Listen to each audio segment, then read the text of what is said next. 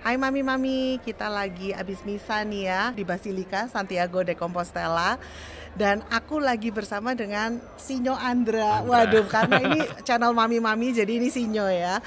Ada ziarah, Camino, tapi apaan sih gitu. Nah kemarin saya ngobrol-ngobrol sama Andra dan ternyata Andra punya beberapa informasi yang mungkin bisa di-sharingin supaya kita semua tuh tahu gitu loh. Kenapa sih sampai ada Camino ini? Oke, sebelumnya saya juga pertama kali Camino di sini dan kebetulan saya juga baru belajar ya tentang sejarahnya.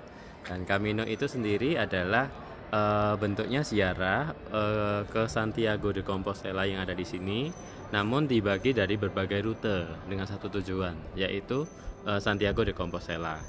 Nah, ziarah ini juga merupakan penghormatan terhadap Santo Yakobus ya, Santo Yakobus Rasul, murid dari Yesus, saudara Yohanes. Ya, mungkin buat mami-mami juga tahu kan, Santo Yakobus juga adalah salah satu rasul besar karena Santo Yakobus itu termasuk rasul-rasul yang dipilih Yesus untuk menyaksikan peristiwa penting.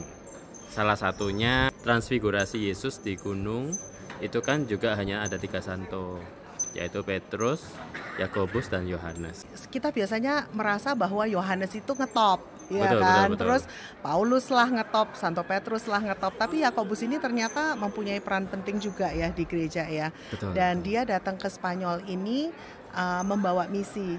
Dia sampai ke ujung dunia.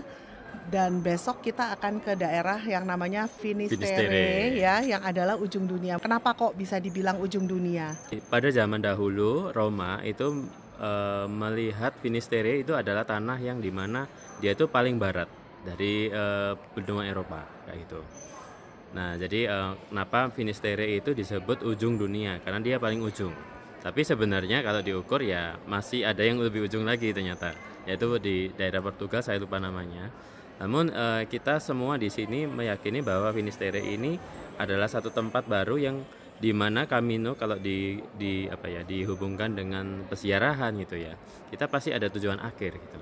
Jadi kita semua berjalan ke tujuan akhir yang sama, yaitu menuju kekudusan gitu ya. Boleh dibilang Camino kita ini kita berjalan selama 6 hari, kita menempuh 114 kilo ya. Sebenarnya ada yang lebih jauh, kita rute terpendek sih. Ya, tapi ini udah lumayan cukup capek dan kita bisa ngerelate bahwa kehidupan kita itu sebenarnya ya seperti peziarahan ini. Camino ini adalah salah satu kekayaan Katolik. Camino adalah budaya lama ya, budaya original yang kita punya.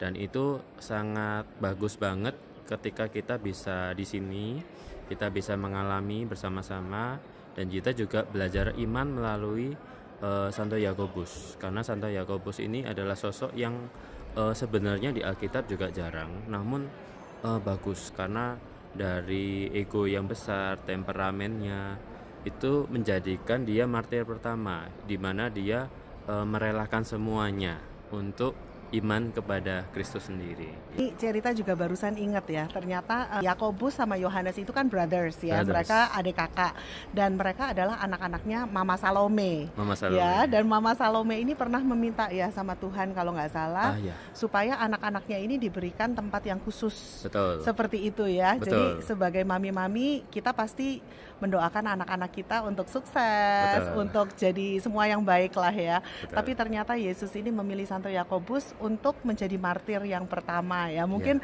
mamanya nggak expect seperti itu ya, malah mengagetkan. Tapi dia pasti memperoleh kemuliaan di surga.